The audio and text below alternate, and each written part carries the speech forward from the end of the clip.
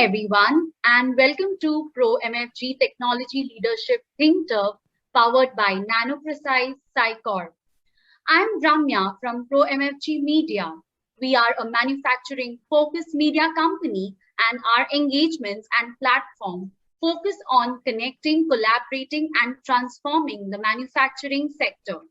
Today's roundtable will focus on smart manufacturing and operational excellence for the chemical sector. I would like to introduce Mr. Sunil Vedula, the founder and CEO of Nanoprecise Sci Corp. Mr. Sunil is a professional engineer from Canada with 12 years of experience in the oil and gas sector. He's an expert in machine design, material science, infinite element modeling, and data analytics. He obtained his bachelor's in chemical engineering from DCE and MBA from the University of Alberta, Canada. He's an avid reader and extremely passionate about technology commercialization in the field of IIoT, artificial intelligence, and industry 4.0 so as to improve efficiency and reduce carbon emission as much as possible. He won awards at MIT, also recently won startup awards at prestigious Society of Petroleum Engineers. Requesting Mr. Sunil to share his thoughts and set the tone for the roundtable. Over to you, Mr. Sunil. Thank you so much, Ramya, for this nice introduction. And as you correctly said, as per McKinsey, we all know how big a problem unplanned downtime is. It's a $100 billion problem and increasing as per McKinsey. And all of us, want our production to go 100% without any stoppages or disruptions. So in this regards, we came up with our, we tried to see how we can solve as a one end-to-end solution this problem, right? And that's the intent with which Nanoprecise was born.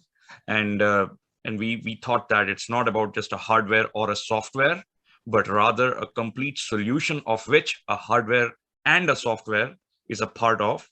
And and that's why we brought our IIoT powered sensor, which is a 6-in-1, and that measures vibration, acoustic, RPM, temperature, humidity, and magnetic flux, while our software, which is AI powered with some special signal processing and algorithms like SeamDAN and wavelet neural network, to make sense of this data and basically do three simple steps, which are first, we have a very simple philosophy of how a human doctor diagnoses a human patient.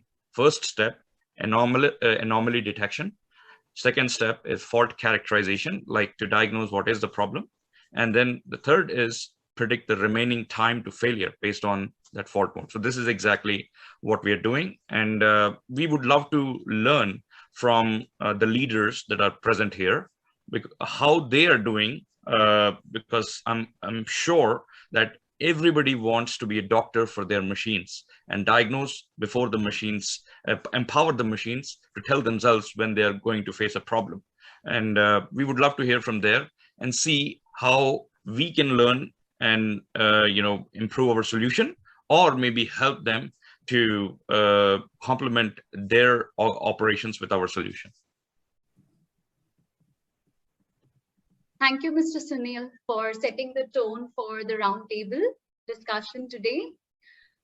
It's my pleasure to introduce our all-star panel on board who have joined us today. Firstly, introducing Mr. Atul Goel, the Chief Transformation Officer and Head of Technology for India Glycols Group, a graduate engineer with post-graduation in marketing and HR streams. Atul has a total of 24 years of work experience in different industry verticals and has held several leadership positions within the organization. Besides being the technology lead, He is a member of the Risk Management Committee for India Glycols. He has driven multiple enterprise-wide business transformation projects with world-leading management consulting firms. He continues to drive transformation projects within the organization in close coordination with domain heads. These projects' outcomes are tracked on a monthly basis through steering committee meetings chaired by the company's chairman, CEO. So a warm welcome, Mr. Atul. Thank you. Thanks so much. I'm honored to be here today. Thank you. Thank you, sir. Would like to now introduce our next panel, Mr. Sharad Joshi, the Head Digitization Smart Manufacturing, AS and HVE India from BASF. Mr. Sharad has more than 27 years of experience in manufacturing and is currently leading the implementation team of Industry 4.0 initiatives in BASF in Asia Pacific.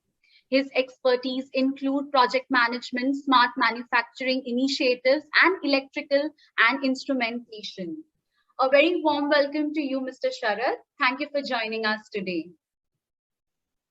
Thank you, Ramya, and looking forward to the discussion.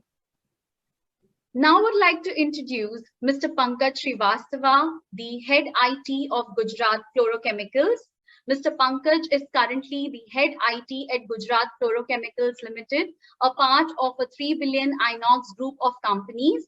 His core focus areas are around two key pillars, one being digital transformation of existing business processes around operations, marketing, sales, and production with an objective to increase operational efficiency and tighter integration between functions and processes and increase cybersecurity protection. This investment needs to precede the digital strategy. Welcome on board, Mr. Pankaj. Thank you, Ramya. Thank you so much. Thank you. Mr. Anil Singh is our next panelist, the Director for Operational and Supply Chain from Sika India. He is responsible for operations and supply chain capabilities, which include planning, buying, manufacturing, deliver, and customer service across India markets. Mr. Singh has over 21 years of experience in managing large operations and businesses within India and abroad and is a Black Belt Six Sigma certified professional. Mr. Singh has been awarded India's Next Generation Leader in 2019. Prior to joining Sika, he was heading operations for India, Vietnam, and Asia for AscoNobel. So a very warm welcome to Mr. Singh. The moderator for the session is Mr. Manish Kulkarni, the Director of Pro MFG Media. Handing it over to you, Manish. Thank you so much, Ramya. Thank you, and welcome to all the panelists for this roundtable on Pro MFG Think Tough, Smart Manufacturing and Operational Excellence, powered by Nanoprecise. It is a great pleasure to have all the people, all the roundtable speakers join in, who have collectively over 120 man-years of experience in operations and IT side of the process industry. And it is also a pleasure to have Sunil, who has joined us from Canada at very, very early morning, odd hours. So Sunil, thank you so much for taking out time. It will be a pleasure to pick your brain and also have invigorating discussions about the smart manufacturing landscape. And just as most of us, most of the speakers are from the process industry and specifically the chemical industry, specialty as well as the other chemical industry. The interesting thing is that the adoption of automation or control technologies happened early in process industries. What is the fast landscape of changing technologies in terms of what we call as a smart manufacturing? It covers a wide spectrum of elements which are associated with it, such as digital twin, and we have predictive maintenance, digital IIoT, artificial intelligence, robotics, cobotics, cloud, machine learning, and so on. My first question, and this question is to all of you, is we have these different elements to digital transformation. In terms of digital transformation, it is basically with some objectives. So what are the priorities which you focus on these for the adoption of these technologies for digital transformation? I'll start with Mr. Govil first, and then we'll move on. And you can take about 3 to 4 minutes of time to explain your point. Correct. Thanks, Manish. I think these 120 years of collective experience puts a lot of pressure on each one of us. And it's overwhelming, so to say. But I think your question is quite valid that where do we start and what are those levers when you talk about digital transformation? It's great to hear about this term, that buzzword, so to say. But what does it entail to manufacturing, and particularly to manufacturers like us, predominantly into chemicals and allied sectors?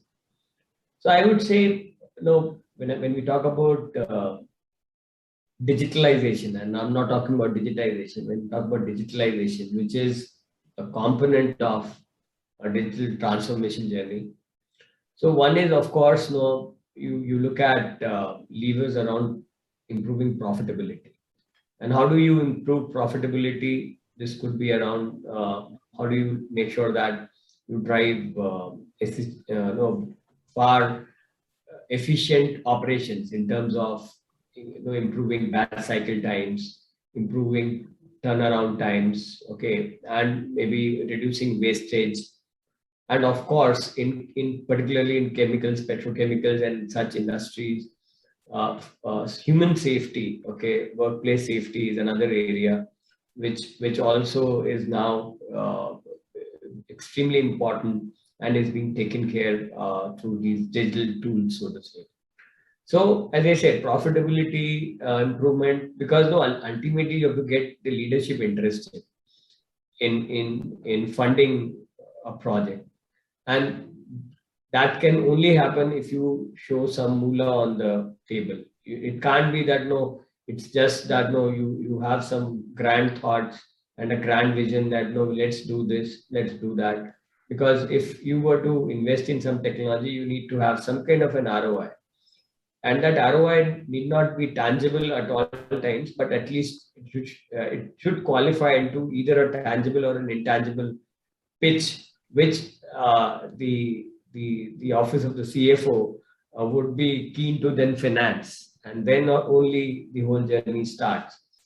So that is one. Profitability is one. And of course, in today's theme, another interesting and important aspect which has come up is how do we enable remote working? Okay, especially, and this has got accelerated with COVID, because unlike these IT bigwigs, wherein individuals can afford to work from home and still they can rake in those dollars. But in manufacturing, things have to happen. The conversion has to happen on the shop floor, okay, on the production plant. And you need to have people. But then at the same time, you can't have all the people all the time. You can't have all the experts all the time because of other, various reasons, because of lockdowns, social distancing, and health, other issues. So there is an increased focus that how do we deploy and use technologies so that reliance on human or the personnel is kind of minimized. You can't eliminate it, and that's not the purpose also. But as much as possible, what all can get automated, digitized, and also what all processes can get digitalized, maybe use of RPA and other tools. So those are the areas we have started looking at with a far focused lens than ever before. Yeah, very interesting points you made on business outcomes, profitability leading to ROIs, as well as the use of digitalization for reducing dependence on humans by automating and using RPA kind of technologies. So you covered these major points. May I request Mr. Pankaj Srivastava to give his views? And Pankaj, you have 3 plants located across Gujarat, Dahej, and Halol. So would you like to share the priority to focus on from these gamut of different elements available on the digital transformation side? Yes. So first of all, we are working on a chemical plants, very much hazardous. So we are into production of this of fibers and adhesives and many of the chemicals. So the process is very much hazardous. The entire plant and raw material is very much hazardous. So safety is a very prime and key concern for the entire industry. Safety for workers, safety for all the staffs and everyone. So last year we did. Last 2 years we are in sync with this DuPont technologies for the safety implementation and all. We did a number of training programs and there's a system process, everything we set as per the very recent model of the DuPont. So that is a very first, and the digital transformation adds so many things in the safety side. So all my AHS portals and all my AHS working is totally on safety and everything on portal and totally digitized. So we are getting all the alerts, and we have given the open access to all the employees to just to report anything whatsoever is happening in the industry. If somebody is having some hurt, something happened with any of the organization, any plant or anywhere, so he or she can immediately report. That is a very big advantage we get with the digital transformation of the safety. Yes, being this safety side, yes, the digital transformation, the employee performance has also increased. We are doing the some projects on Industry 4.0. There are a number of challenges with it also, but yes, we are getting a very good employee performance through adopting some new technologies and through digital transformation. So definitely we are into phase of it. So maybe next 3 to 4 months we'll complete the first phase of the project. We'll get the good, and we are expecting good efficiencies on machine side and the improvement in the employee efficiency. And yes, at the last, the profitability and other things, our cost and finance people will make it out, but definitely it is there. So this is a very, very prime concern for the all the chemical industries. And yes, we are into implementation of it. So I will discuss the challenges also, but I think at this moment, yes. Sure, we would also in the next round we would love to know the challenges so that we all can learn from if there are solutions available and how others have overcome if they have faced similar challenges. So we can learn from each other. Thank you so much, Pankaj. Sharadji, your role is digitalization, smart manufacturing for BASF across Asia Pacific region, which covers so many different countries and 37 plants under you. And again, BASF being a leader in the specialty chemical space, would you like to please share your views on prioritization for digital transformation? Thanks, Manish. Am I audible? Yes. Yeah. So when I look into the perspective of a specialty chemical industry, I would say digitalization have a widespread impact across the value chain. When I say value chain, it comes from the supply of the material, raw material, and up to manufacturing, and then finally finished product out. So at BASF, we see it specifically 3 big areas where we work on, and one is our customer experience. When I say it's more of a digital business model, so you can expect today our customer is expecting services, the information, the inputs on the product they buy from us handy, and it's not the conventional way of managing the purchase order and all. So it's something which is a state-of-art experience, and that is one area of it. Second important topic when it comes to manufacturing and supply chain, there are several of the topics and which I will talk subsequently, but this third important topic which we also work is on the research and development. So it's more of a digitalization in research and development, the digital innovation.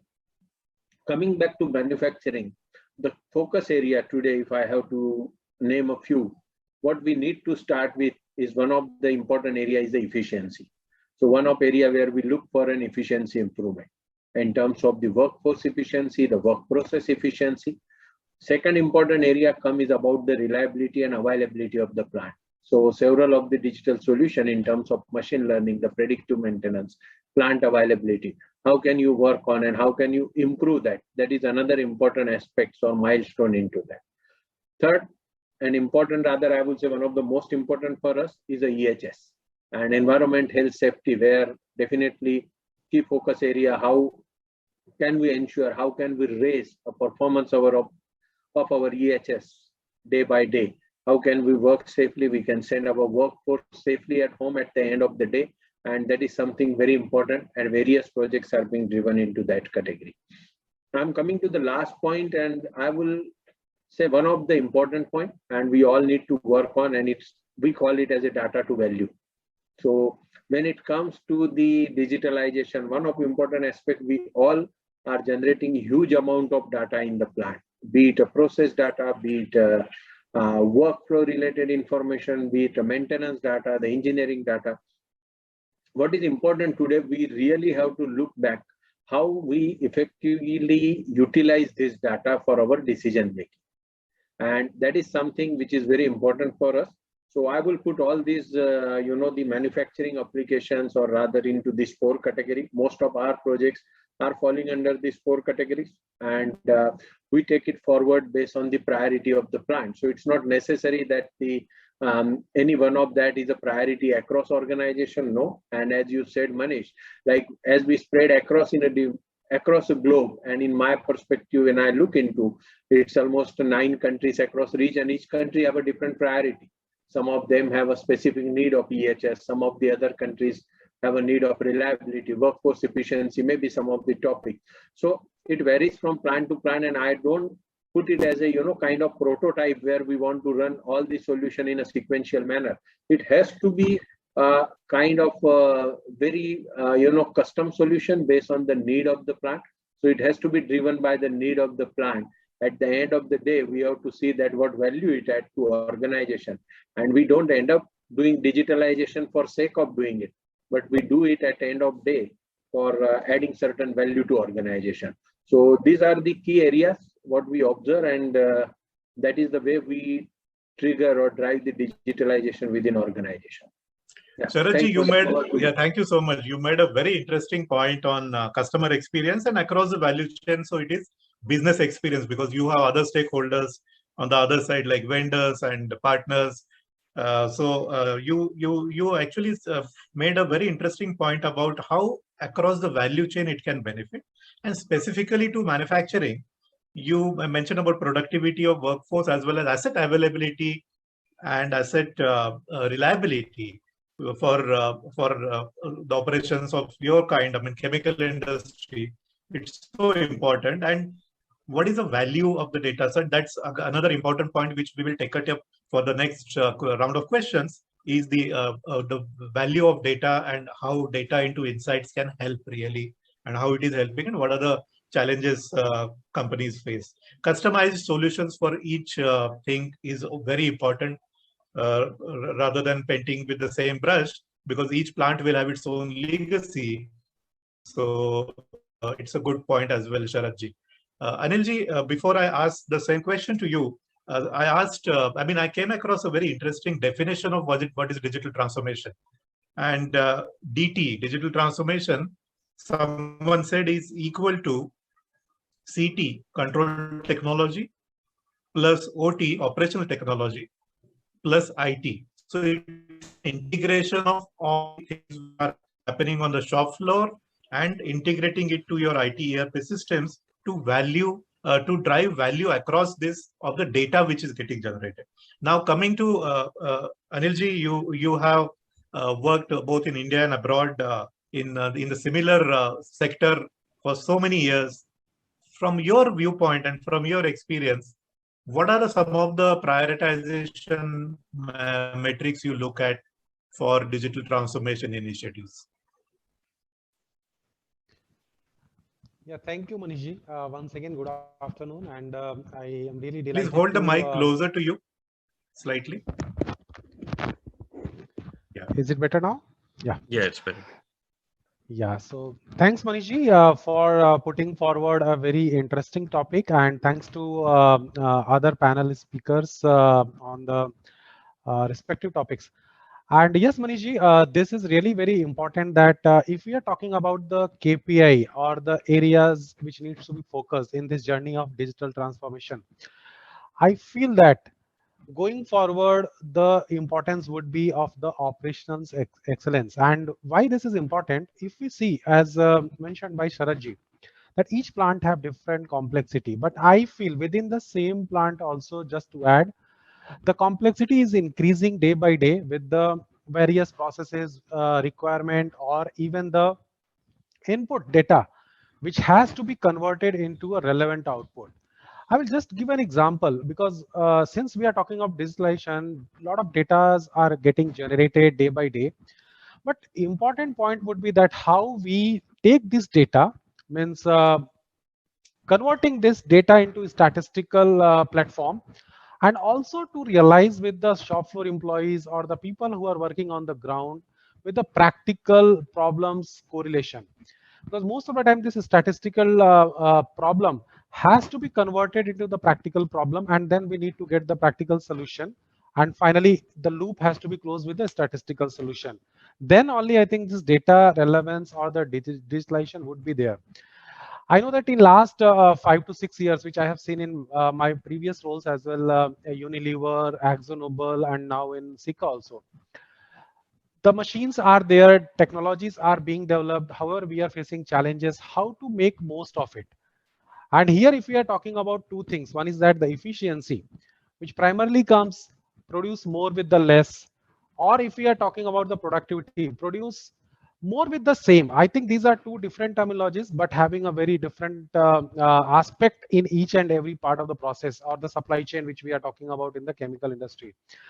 So I think the KPI would be related to operational excellence, and I would prefer that sustainability as one of the biggest priority for the future. The way our whole, you can say, urbanization is one part, but the way our population is growing year on year. If I just look back till 1800, our Earth population was 1 billion.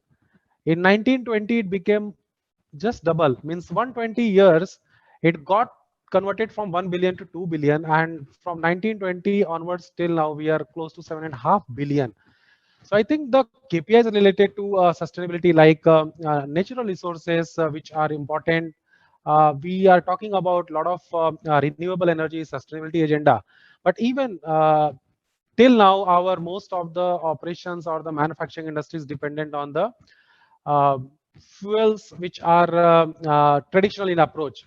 So those are the areas, as well as I think the people efficiency. That's another important area, because it's not to reduce the manpower, it's only to optimize the manpower and relocate or appropriately appointment of those people so that we can get best out of it. So these are the two areas I would like to mention that has to be considered when we are talking about digitalization in the manufacturing industry as a priority.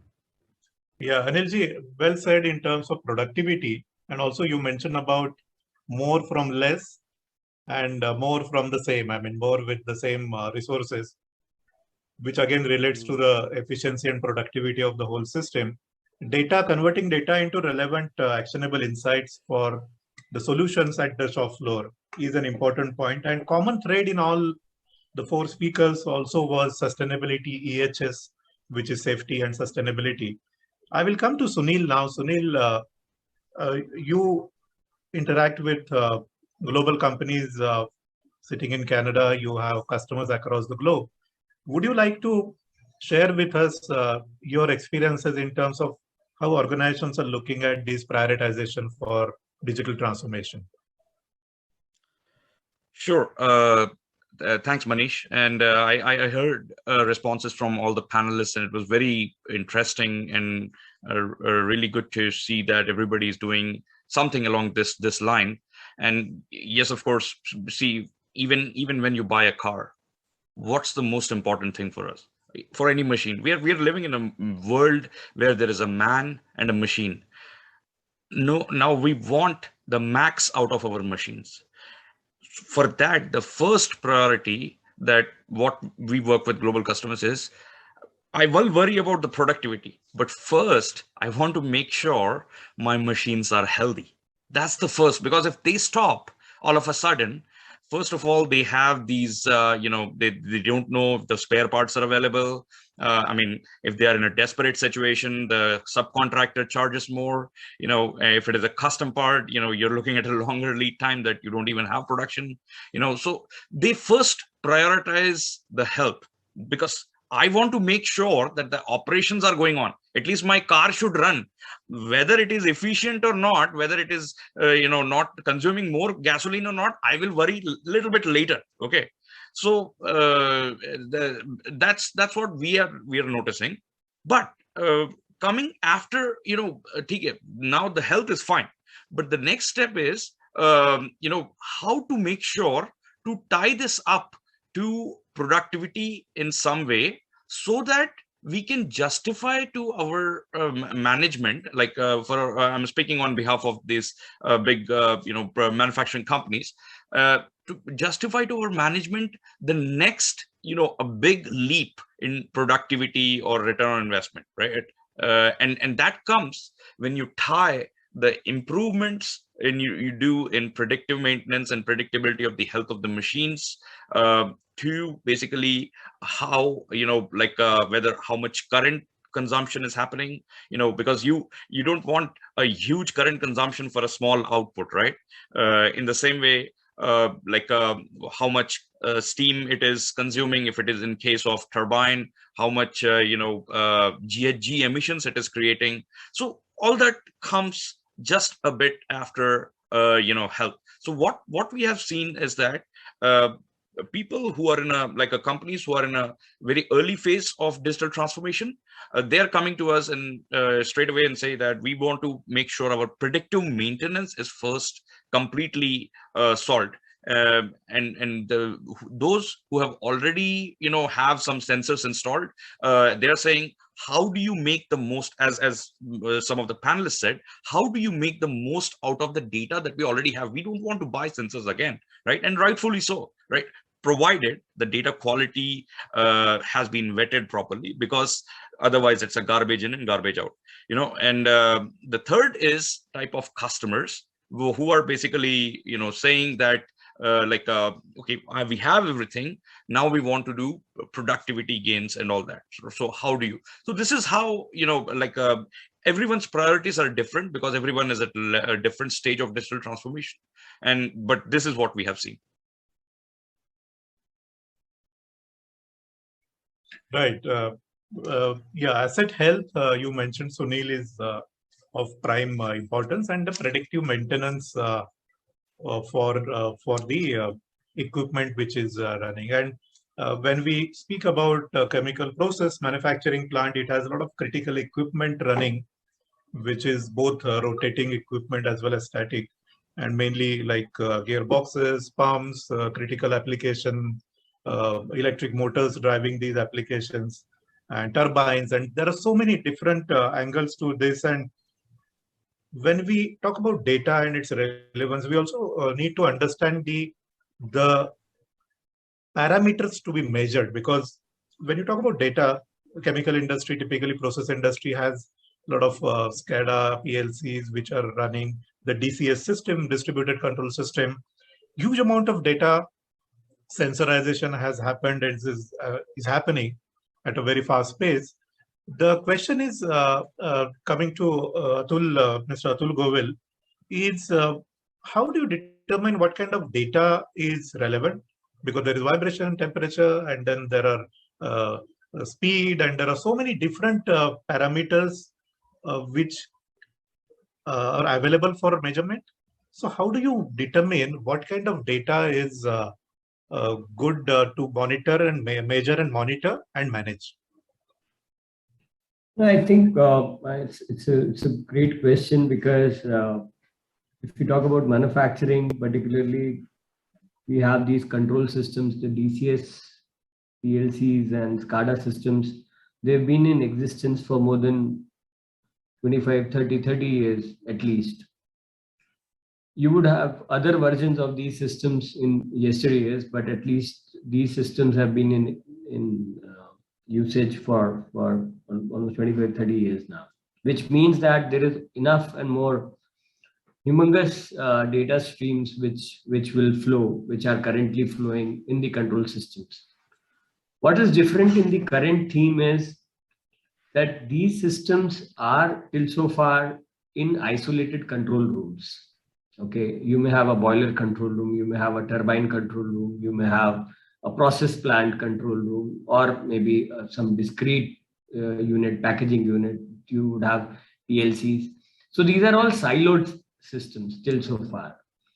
Now, in the current scheme of things, what is expected is, because a plant, a unit, is actually, you would have upstream, downstream units, you would have utilities feeding into the main process plant, one process plant output feeding into the subsequent one. So and if you were to look at the team of experts who are monitoring the whole set of operations end to end, the whole value stream, so to say, and to be able to eliminate the whole value stream and to identify the dark spots, you need to have a connected factory setup. And therein, these additional sensors, which our dear friend from Canada is mentioning, because till so far, when you talk about equipments like turbines, you talk about these compressors or heat exchangers or other rotary equipments, agitators, or maybe DG sets.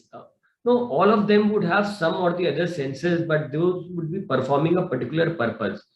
Okay, but when you talk about and then of course, not everything in the world can get sensorized. So you need to optimize on what all sensors need to be procured, what all need to be added, and then we basically take a call. And for that, what we need to do is, one, we look at what are those levers. It could be around the equipment reliability. Suppose we talk about reliability as one KPI or as a target.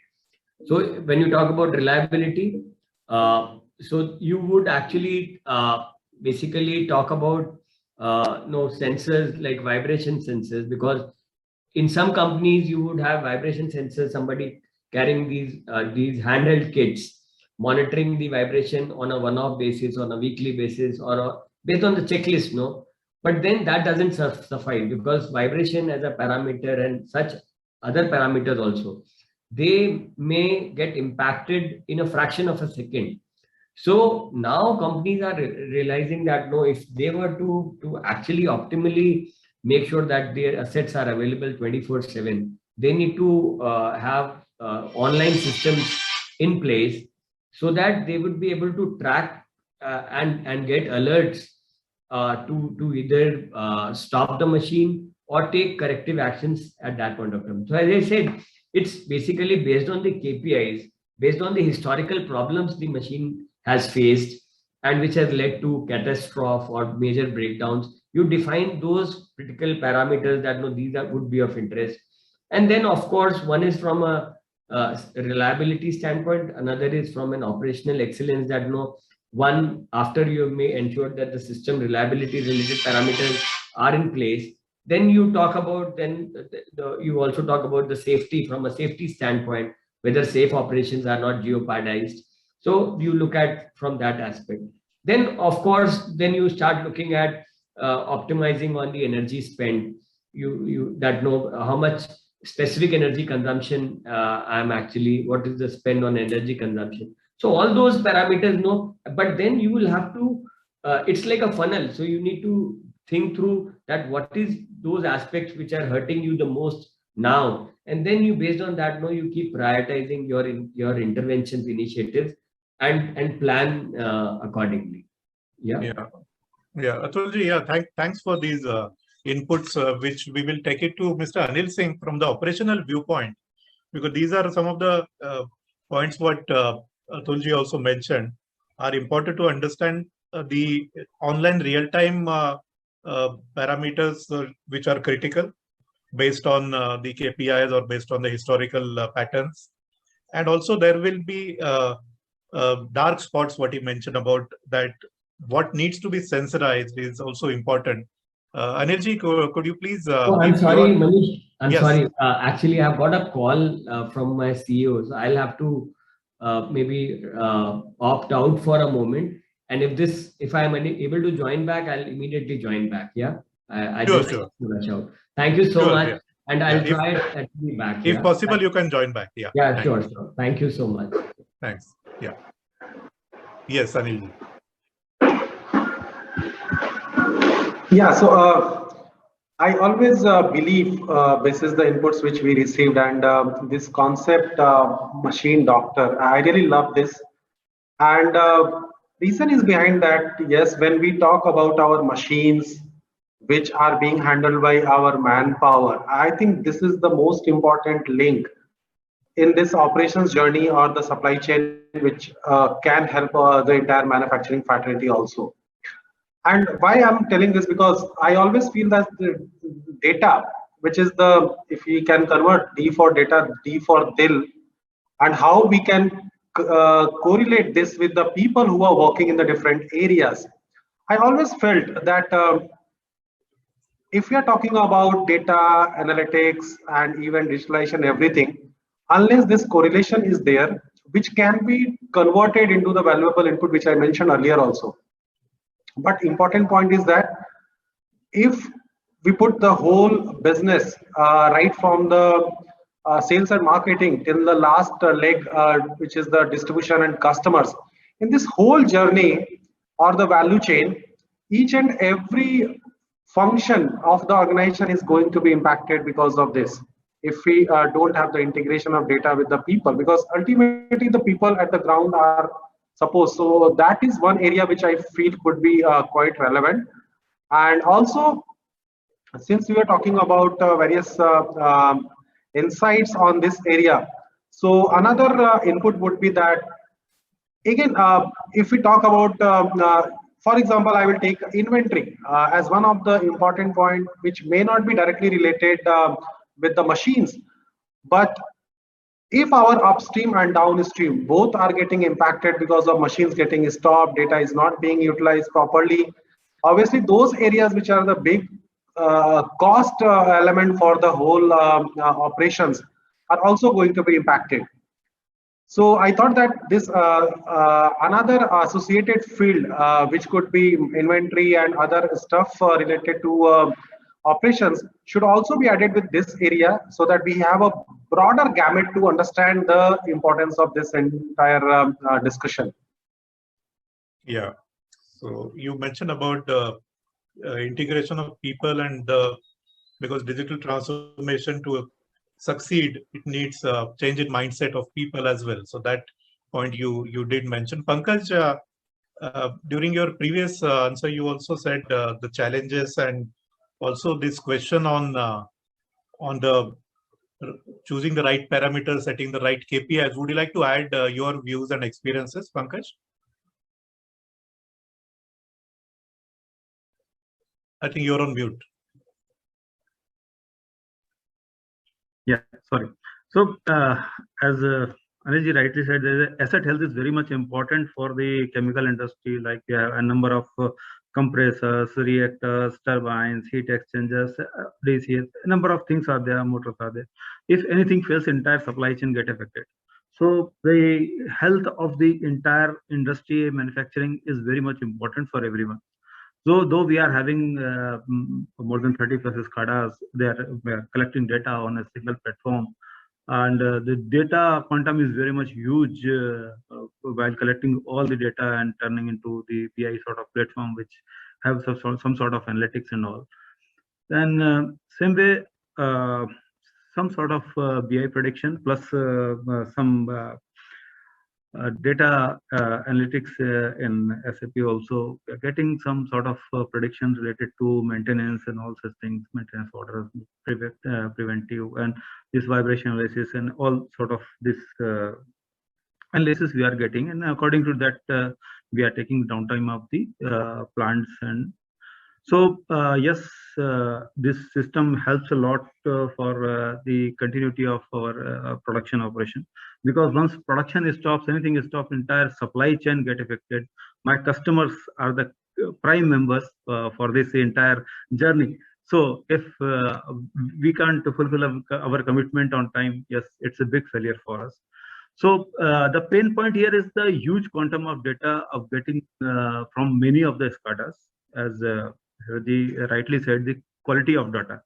Yes, the quality of data is there because every data is coming directly from SCADA, but there are some sensors which data is required for analysis. There are huge data which is available, but that is unutilized basically. Because these SCADA operators and the DCS operators, they are having the access of those data, and they are doing something for the maintenance of for running the plant, not the maintenance of the plant. So they are doing their actions, but the very few quantum of data is required for the predictive analysis for the business and the profitability of the business and seamless running of the plant for entire production.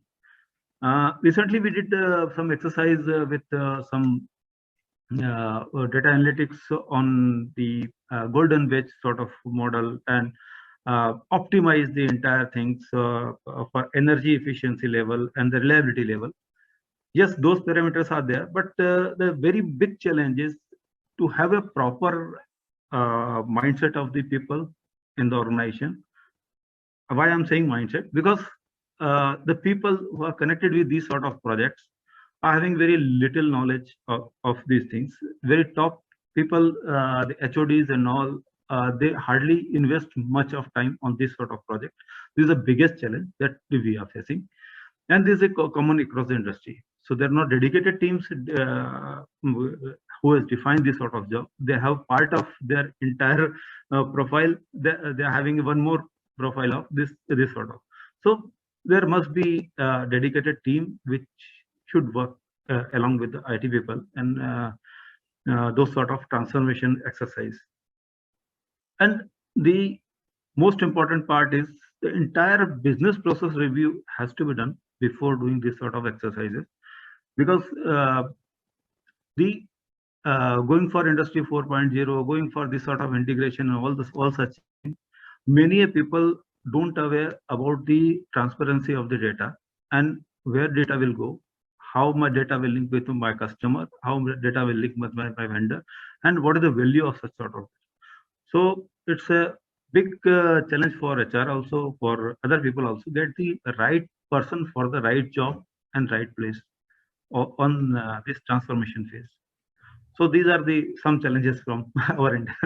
Yes, you mentioned about quality and the nature of the data, which is useful for getting the business outcomes. Basically, the outcomes meaning the health of the equipment, the predictive type of predictive maintenance strategies to be implemented. Sharad, may I invite your insights onto this point of the finalization of data, which the parameters for optimization of the whole operation. Let us get your views on that. Okay. So Manish, majority point covers by fellow speaker, but I would say the approach, what we do typically at our end. So it's one of the important aspects where it starts is to identify the equipment that is known for the kind of prone to health degradation, or kind of failures happen in the past, and or the performance degradation. So first step for identifying the area, or I would say, is the critical asset identification, or also we call it as a bad actor identification. It may be to equipment, it may be to sometimes the process area where the issues or challenges are being observed. Second important topic is, once we identify this kind of equipment, what we do is we go through the historical data. Historical data come from operation, maintenance, the SAP, ERP system and all. And based on this historical data, we really need to identify how and where, how often the equipment is failing, what are its impact on the overall process. And another important aspect we need to look into is also about the having redundancy of such equipment. Sometimes you may have a pumps which are failing frequently, but you still have a kind of a redundant pump and the operation is not getting impacted. So there is a time available to recover from the lapses and operation is not getting impacted. So this is something which is important area we need to look into. So these are kind of inputs which will really help us to make the business case tangible. Otherwise, you have a redundant pump and you are able to switch over, but you still say that equipment is impacting. So we need to really see whether it have impact on process or it have a impact on stability of the operations. Come to the point, then we need to really identify what are events occurring. That is kind of mechanical wear or a chemical process like fouling, deposits, coking, corrosion, or failure shortcoming of process control, or in sometime infrastructure, the topic as some of them mentioned, like cooling, heating, electricity, the utility consumption, which I will call it as a more of a process optimization measures. And with that topic cover into, what we need to really see that are we able to look into these all parameters? Are these indications available in the existing measurements? That is one of the important aspects. And majority of time, our observation is if we have a well instrumented system, likelihood you have measurements available, but the one measurement itself is not giving you enough indication of the failure in advance. So you have set up certain process conditions where temperature is going high, and you set certain alarm at the process temperature goes high and you have to take some corrective actions. But the time available to take the corrective actions is not enough. And then you end up into the equipment failures. So what is more important coming here and where the predictive maintenance play a vital role is a multivariable analysis. So what it does today, our control systems are much equipped with all the measurements. I will say all the measurements coming to control system able to give us an indication in terms of high, low alarm set by us, deviation alarm set by us. But the one parameter of the process is not able to give you a complete picture of the process. And it may happen that giving you simple example, the temperature at which the entire process is being running may vary based on the throughput at which you are operating it, or pump may be based on the pump throughput are changing, the parameters of the pump inlet outlet pressure. So you cannot correlate it with one parameter. So multivariable analysis is something which is important. And you need to identify whether all the measurements are available. And if it is available, then it's a case of implementing the analytical module. And if it is not, then we have to see whether we need certain measurements to be integrated, need to be brought in. And with that measurements coming in, are we able to get the complete assessment? So that's a holistic approach, what we take forward. And then that is a assessment we do carry for predictive maintenance implementation. Yeah, right. Yes, Sharat. Thanks. Thank you for touching base with several things.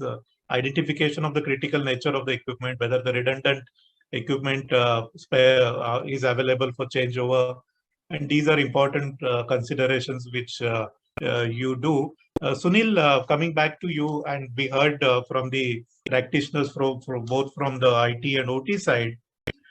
Coming back to your experience of, again, having dealt with several such industries globally, what do you feel are the global trends in this? You're on mute. Thanks, Manish, and again, very, very good comments. And I especially like the comment from Sharatji. And I think as Mr. Pankaj said, and it's very important to identify the problem statement first, right? Like, what is a problem statement? And especially on number of machines, like you want to, like, there will be many problem statements in terms of the health monitoring of your machines, right? These particular, so criticality rating of your plant machines in your plant, and basically based on that, identifying the problem, by fixing which problem you will fix 80% of the health management becomes very important. That immediately is the first big ROI generation. That research R&D itself is a big ROI generation, because with one thing you can get maximum ROI. And once you have identified the right problems to attack, instead of in 10 problems, even if you take 3 problems first and don't take 7 problems, you're already getting fixing 80% of your value drain, right? So after this, the next comes what kind of data, as you asked, what kind of data is important. And for that, I think I will answer from a point of a data science perspective. In the data science, we are taught for any data to be applicable for a specific solve a specific problem statement, you need to understand the volume, veracity, and velocity of that, right? So it's called 3 V's. So by veracity, what it means is, as I think like the panelists might not have used these words, but actually they have indirectly pointed to these 3 aspects actually. So veracity means what is the different types of data that you have. For example, if you have a machine, like you have a motor and a pump, simple motor and a pump, just taking an example, you have multiple. If you think of what are all the parameters that can be measured into this, you can measure pressure, temperature, flow rate, and you can measure vibration, acoustics, surface temperature. But if you notice, all these parameters can be classified into 2 categories. One is the process parameters or input parameters, and the second is system response parameters, how the system is responding to these process parameters. And those are parameters like vibration, acoustic, and all that. And for health monitoring, it becomes very important to focus on system response parameters. So that is why veracity or the different type of data is available, just because what SCADA and DCS gives is mostly the process parameters like pressure, temperature, and flow rate. For these ones, either the OEM will have their own sensor, or most of the time we have seen is you need to supply with additional sensors, right? And many plants might have their own vibration sensors already. Now comes the velocity, because you're talking about a real-time predictive maintenance on the job. You're empowering the machine to tell by itself what is its health. So for that, it may happen that somebody will tell you want data every second, or you're okay with data every 1 hour.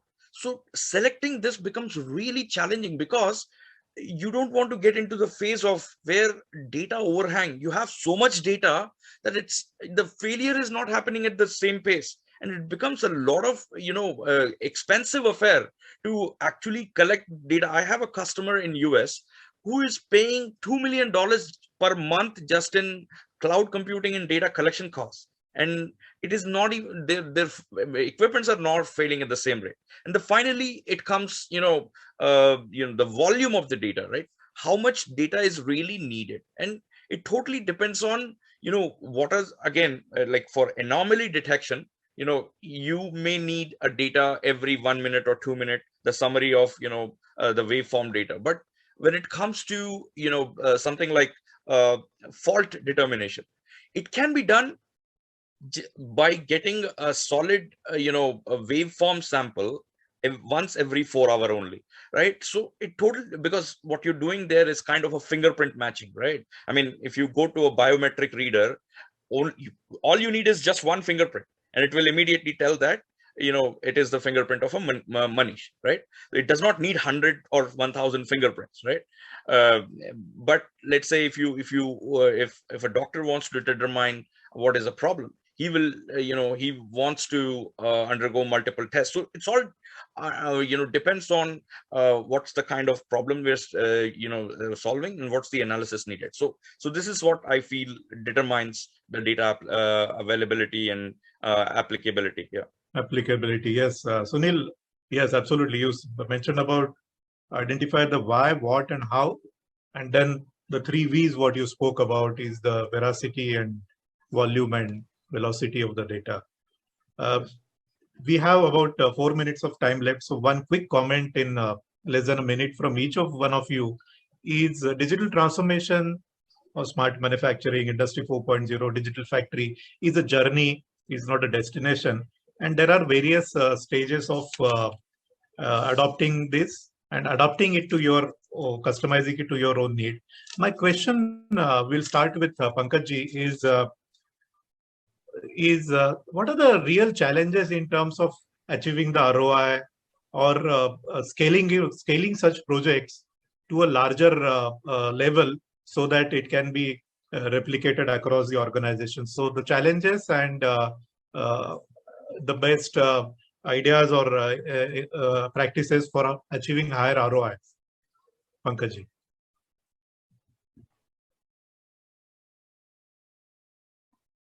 You're on mute. Yeah. So these sort of challenges, the very first challenges comes to the IT. That IT is the right competencies requirement and the knowledge requirement of the particular technology. There are people who are very good in ERP, we are very good in BI, but they don't know the back-end process of the industry, what is going on, how these things are getting managed, and how the entire business is going on. So the business analytics person, they don't know the IT, they don't know the entire machine operations and the criticalities of those operations. So and always there are preference for the manufacturing industry. There is a preference for the manufacturing people, not the preference for the other people. When they come with the new projects and these sort of things, they're asking for a huge manpower and all such things. To justify the costing of those manpower, to justify the investment of such things is the biggest challenge, number one. Number two, with connecting those things, there are a number of cyber threats and a number of cyber security, and data security is the biggest concern with the organization. So connect with is like what happened in a normal industry, all this SCADA network and the other network is in two separate segmentation. So we never engage both the LAN into one part. Now, for many of the analysis, we need to have connection, and we are connecting. There are a number of things, but there is a possibility of business, this cyber threat and data threat. That is number two. Regarding ROI, yes, the length of the project and the benefit of the project. These are some benefits. They are basically not quantified. So to quantify such things, it's a very difficult task. And it's very difficult task for the IT fellows also, and the other fellows also. They are the chartered accountants and the cost accountants of the business. So they don't quantify such things on a very seamless manner. That is a very big challenge for getting the ROIs of these projects. Okay, yeah. Sharad, from your viewpoint, the challenges scaling up, or the ideas for achieving higher ROI or faster adoption? Yeah, Manish. Thanks. So I would say three. Definitely, there are multiple topics what we need to look into when it comes to implementation or rollout of the digital application. However, I will name the three challenges which, in my observation, we see it frequently coming across from different industry, and also, not only chemical or BSF, also heard from the other side of this world. So one of the important aspect I will start with is making digital tangible. It's something which is important. So whether you call it ROI or you call it a business case or whatever it is, but digital solutions bringing it, and one of the important aspect we need to look into it. We should not do digitalization for sake of doing it, and making it tangible, beneficial to the plant. And that is something which is very important topic. So one of important aspect, and there are different levers. How can we make it possible? There are certain strategic initiatives in terms of utilizing common IT infrastructure for multiple projects, and there are ways and means to do it. But looking at time, I will not go in more detail of it, but that is one. Second, and one of important aspect is the people, which we call it as a change management. So bringing this change management is effective, and as Mr. Pankaj also mentioned, it's not only the skill set, the mindset, and everything what we come into, and it has to be, while it comes as a change management, it is more to be a multidisciplinary approach. It's not the IT team or digitalization team what going to do, but it's a functional expertise team, the IT team which will work on this kind of digital project. And third, the end users. The end user we are going to use. Today we talk about people in the field supposed to use the tablets instead of the paper-based checklist, and then we really need to understand some of the operators using checklist And I have seen people with the 30, 25, 30-year experience in the field, and they are not that comfortable using the tablets. So this is something which is a change management, and we cannot bring the success of digitalization on the ground or in the plant until and unless we involve each and everyone in the chain, each and everyone starting from top management up to the ground level. And that is what we try to do it as a kind of a different training modules for different set of people in the organization. Third important aspect, I move it to the technology. So today, when it comes to the technology, we all know when it comes to any industrial application, people are looking for proof of concept. They want to know that any application running in industry for how many years it is that we look for a proof of concept in the range of the proven track record or proof of concept in the range of 10 years some system are running. But when it comes to digital applications, we know that IT is a very fast changing field. The IT instruments, equipments, what we use today, mobile devices, hardly work for a couple of years and you see the upgradation. So we have to cope up with this new evolving technology. You cannot stay away from new technology for want of POC or PTR. So what we need to do is we need to have a very agile process here, that while you work on the solution, you should be ready to adapt to the new technology coming in the market and modify, improvise your solution continuously. And these are three aspects. Definitely, Pankaj also brought in the points related to IP security and all. There are several such small, or I will not call small, but definitely there are several such issues. But I see top 3 points which I mentioned here. Absolutely. Agility and adaptability to the changing technological landscape is so important to remain relevant. And Anilji, quick comment from you in a minute about the challenges and the way to overcome those for scaling up these DT, digital transformation projects. Yeah, sure. So thanks once again, Sharatji and Pankajji, for bringing the insight, what we are going to finalize also. Anilji, may I So one request you to important thing, adjust your Manishi, camera a bit slightly? Yeah. Is that okay?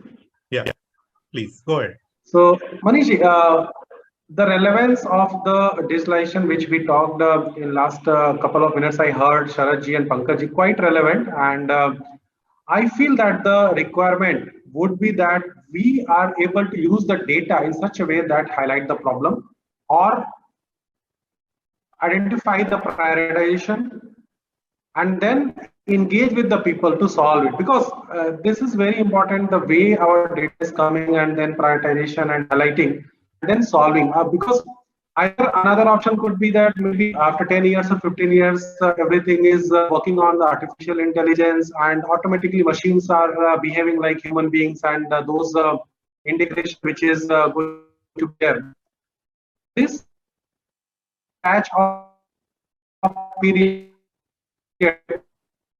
another 1 decade or 2 decade, the engagement of there is a bandwidth issue, I think, at Anilji's end.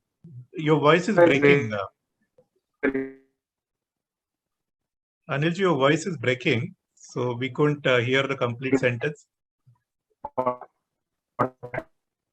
And also, I just want to highlight that this data normally has to be looked on the 3 important things. One is that what is the principle?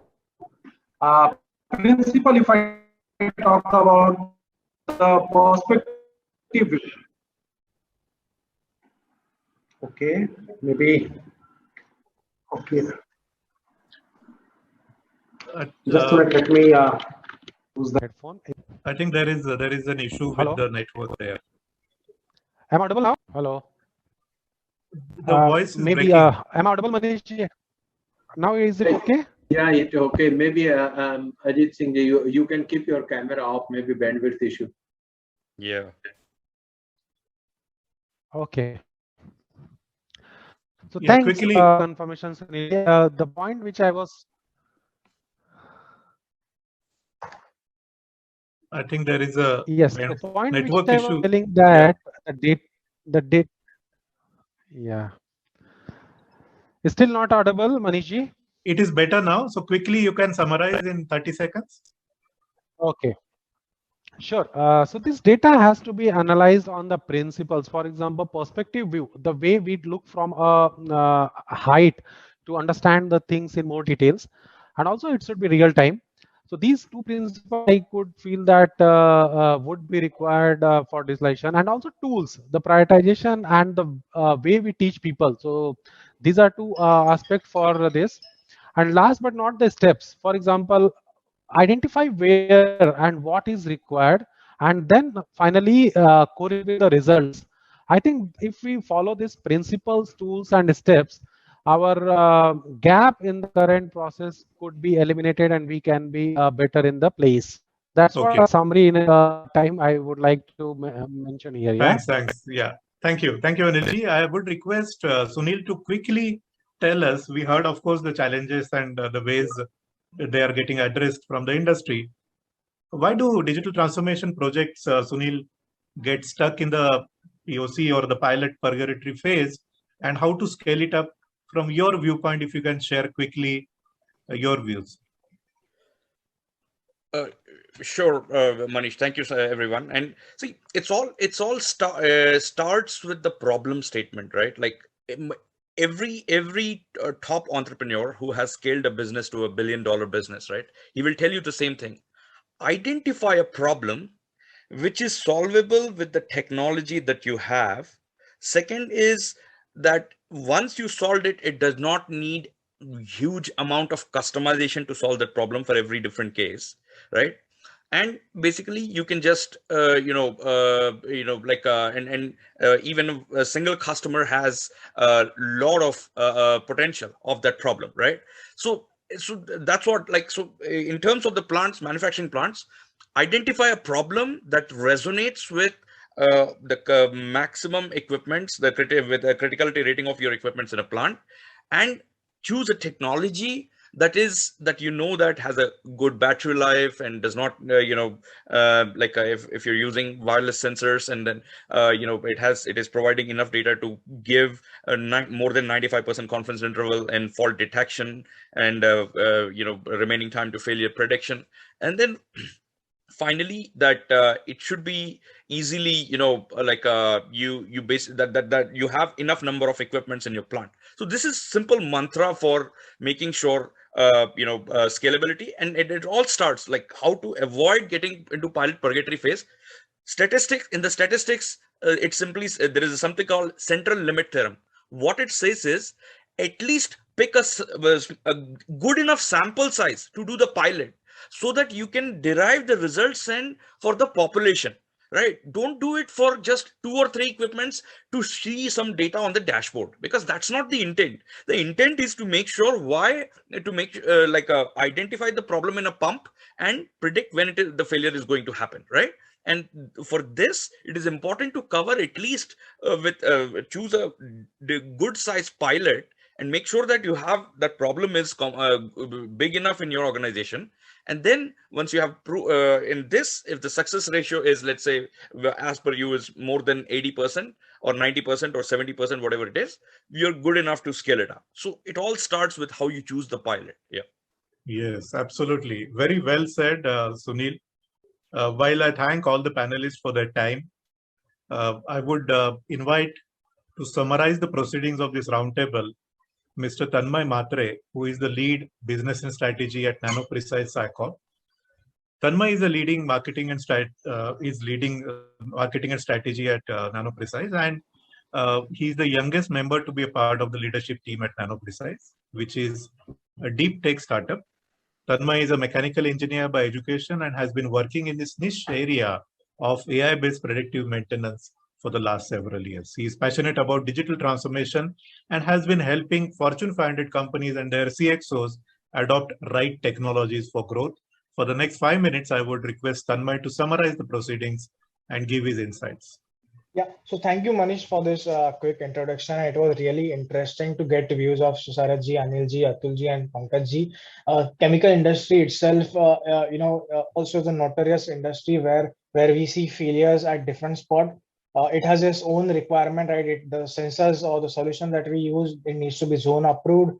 Then the end users have their own requirement of seeing the data at their software analytics and whatnot, right? So as everyone suggested, so I would quickly like to summarize common points. Is one is identifying the problem statement, identify the bad actor, which Saraji also mentioned. That's a very good start, where we identify the critical equipment which is a bad actor, and it is going to affect your entire production, right? Once we identify that, second is, okay, now we start collecting data. What about integration and not creating any silos of different projects, right? Because everyone might be doing what, 15 to 20 pilots or 30 pilots with different kind of vendors, but at the same time, for same pump, you are having two different systems for that particular end user, right? And it is going to really confuse him. So then how to avoid silos is then what Anilji had mentioned, integration is very important, where we bring people also with the same agenda, that okay, work orders, SAP, ERPs, etc., but also integrate with the factory automation solution, wherein entire thing is automated and now there is no silos. Third is human safety. That is also an important fact, because we adopt technologies to help human to be productive and at the same time also be safe, right? And increase their efficiency. So we are working with one of the largest cement manufacturer, and they have invested in predictive maintenance just for the human safety, because they don't want the users to go to the remote places every now and then, and there's a risk that that person would just fall off while climbing the like, for example, for chemical places, cooling towers or whatever, right? So human safety is third. Then comes the optimization, profitability, then using digital twin, energy optimization, etc. So these are the four main points, I think, is what we have covered.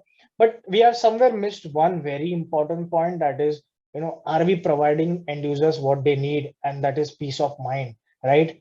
Because for last 20 years, 30 years of their experience, they are seeing one particular thing as their Bible that they are reading, and suddenly you change their belief that okay, this is the new technology that you have to pick up.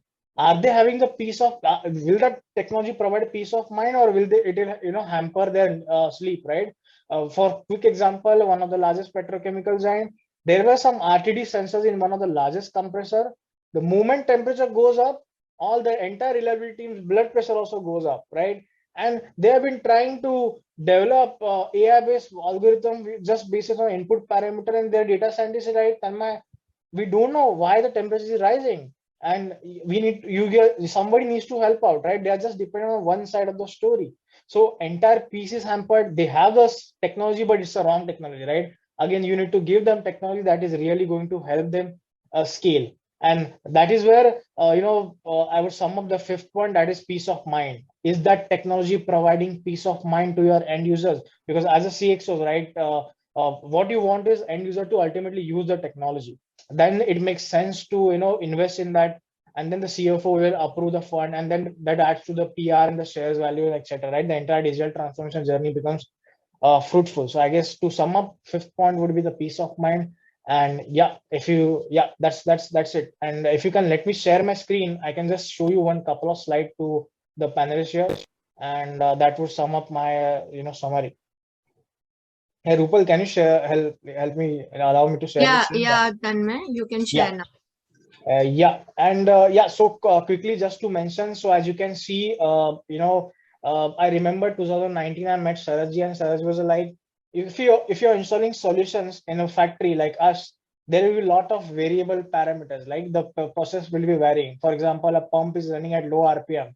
You install a sensor, and again, my entire, like, that sensor would just send too many alarms because of process upsets.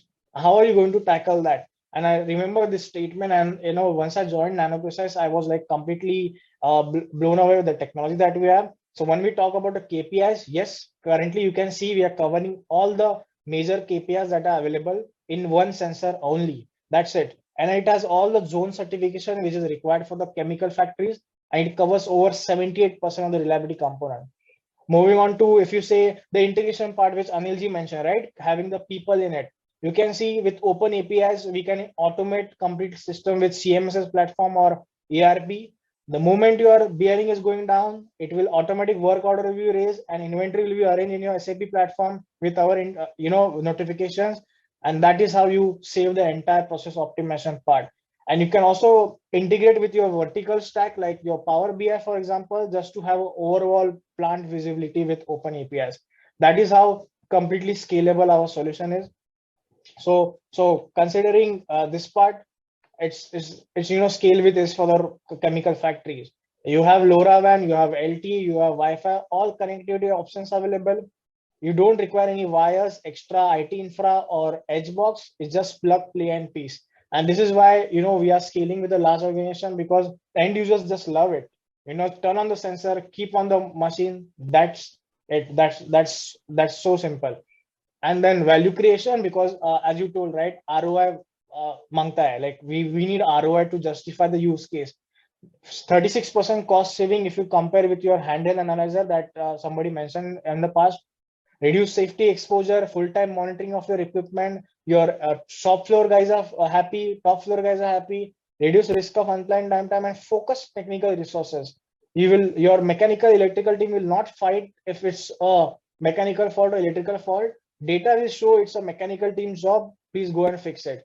So this is a kind of scalability and arrangement that we are bringing. Again, peace of mind. And this is the global client list that we are working today. We are working with chemicals, oil and gas, steel, and cement. And we would also love to explore any possibilities of working with you guys sometime in future. And yeah, that's it. I will end my quick summaries here. Thank you, Tanmay. You summarized it so well.